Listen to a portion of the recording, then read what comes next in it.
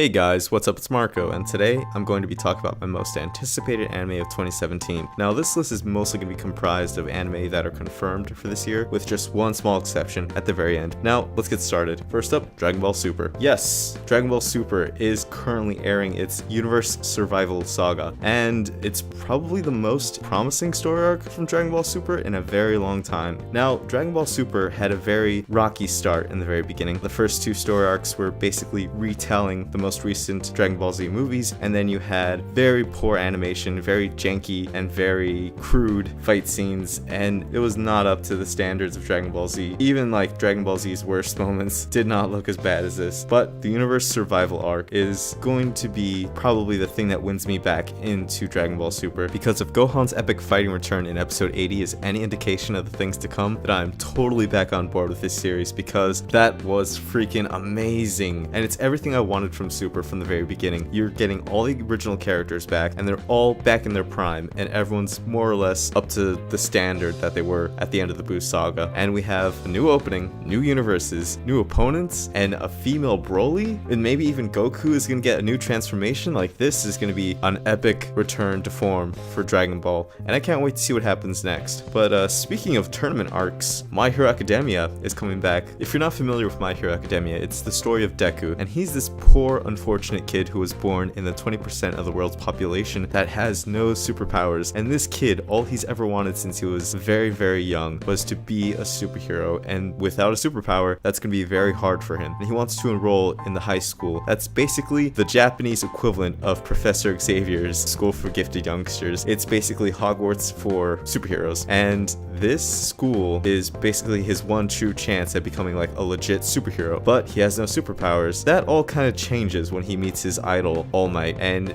from then on out, this is basically his story about how he becomes the greatest hero of all time. Now, season 2 picks up with the school festival, basically, and this is kind of like your tournament arc slash showing off everyone's powers, so we all get to know these characters a little bit better. And if you read further into the manga, it gets a lot crazier, and I can't wait until that happens. But I'm very, very excited for the season 2 premiere this spring. Do you know what else is getting a second season this year? One Punch Man. Yes, that's right, Madhouse has finally broken their curse. They've made a sequel season to one of their best anime ever, and I undersold My Hero Academia's animation, but it is amazing, and One Punch Man is just one notch above that. It is phenomenal. It is so beautiful. Both shows are pretty great, and they're both beautifully animated and rendered perfectly, but One Punch Man just takes all the action and all the sequences to the next level, and it's animated by people who you can tell are very passionate about their jobs. They are so into this. And just a quick reminder, if you forgot about One Punch Man, or if you've been living under a rock for the past year or two,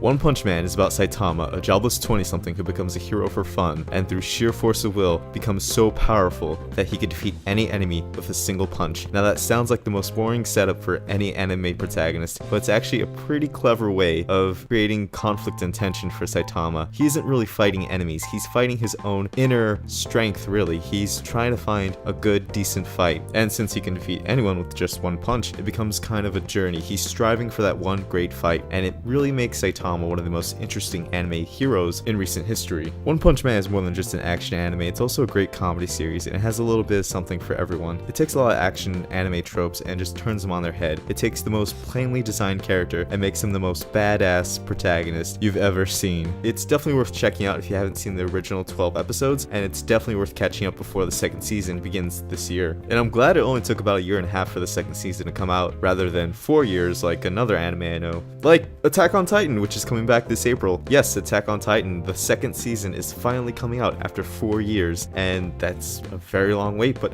thankfully, the 4-year hiatus has actually allowed technology to progress even further, and animation quality of season 2 looks leagues above what we saw in season 1, which was still impressive for its time and still holds up to today. But season 2 of Attack on Titan just looks gorgeous. Now, if you're a manga reader, you already know what to expect from season 2, but if you're an anime only fan, I'm not going to spoil it for you here, but season 2 is definitely worth the wait, and that's all I'm going to say about that. Now on to Boruto, Naruto The Next Generations. Now, I'm not going to lie, Naruto is a serious guilty pleasure of mine, and the original series was notorious for its years and years of filler, but I have high hopes for Boruto. I don't know why, just something about the show. Maybe it's the new cast, or maybe it's the new time period. I don't know, something about seeing these future generations and all these future characters gets me excited about the series again, and I I hope that this turns out to be a decent sequel series to Naruto. God help us all when the filler episodes start. But anyway, moving on to an anime movie that I'm actually really excited about. Mary and the Witch's Flower, produced by Studio Ponok and based on Mary Stewart's The Little Broomstick. Now, if you're a Studio Ghibli fan, you're probably noticing a few similarities to both Kiki's Delivery Service and Ponyo, and for me, that's one of the biggest draws for this movie, and it's very reminiscent of Studio Ghibli films that I grew up with, or came to know a little bit more thanks to my fiance in our adult years.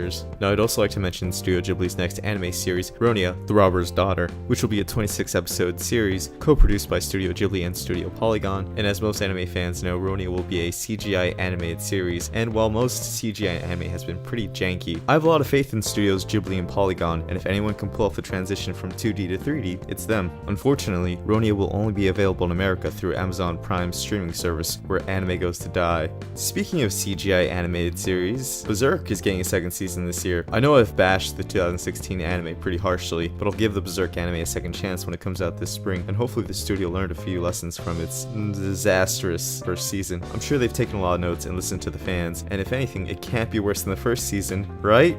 And now onto my honorable mention, which hasn't really been confirmed for this year, but I do hope that it comes out later in 2017 because this is the 30th anniversary of the series. JoJo's Bizarre Adventure, Vento Ario, aka JoJo Part 5, Golden Wind. Yes, the fabulous Gangstars. I'm really excited about the next part of JoJo's Bizarre Adventure, and I do hope the anime comes out at least in the fall of this year. There are going to be so many new memes coming out about JoJo once this part does get an anime adaptation, from Giorno getting licked by Bruno, all the way to that dance scene, and then Doppio talking into an ice cream cone. So many of these scenes I just want to see in anime form. Also, I want an explanation as to how a lot of these stand battles are actually unfolding. In anime form, you can add some clarity as to what the hell is going on in some of these panels, and maybe even explain how the hell King Crimson works. Like, explain this to me, David Productions. How does King Crimson work? How does it work? Anyway, if Part 5 doesn't come out this year, I'll still be pretty satisfied with the JoJo's Bizarre Adventure Diamond is Unbreakable live-action movie coming out this year. And did anyone else notice how many live-action movies and plays are coming out this year? Like, from both American and Japanese companies? It's just baffling. I mean, that's a conversation for another video because that's all the time we have for today, but you can still check out some of our previous videos. And if you enjoyed this video, make sure to leave a like and comment down below. You can also subscribe and turn on notifications to be alerted whenever we upload a new video. I hope you guys enjoyed this video as much as I had fun recording it. I'll see you guys next week. Have a good one. Peace.